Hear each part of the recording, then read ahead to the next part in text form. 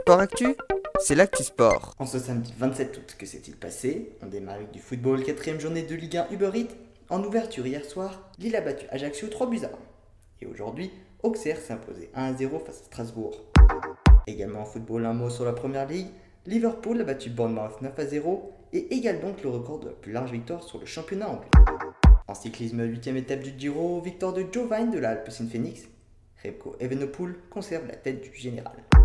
En trail running depuis hier soir se court l'UTMB, et alors que des centaines de coureurs sont encore dehors, Kylian Jornet s'est imposé en 19h49 et 30 secondes. C'est le nouveau record de la course, et c'est la première fois que la barre des 20 heures est franchie. Il a devancé Mathieu Blanchard, lui aussi sous les 20 heures, et le Britannique Thomas Evans. Chez les féminines, c'est Katie Scheidt qui s'est imposée. L'américaine a devancé la canadienne Marianne Hogan.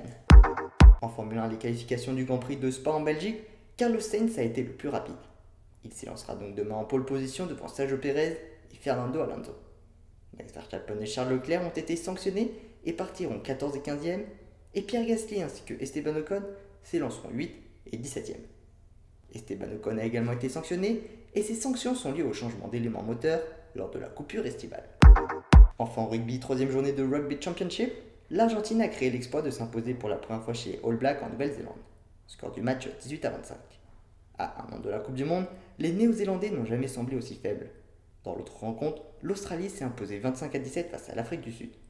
L'Argentine garde donc la tête du classement devant l'Australie, mais la Nouvelle-Zélande passe devant les Sud-Africains. Voilà pour les actualités du jour, à demain dans Sport Actu.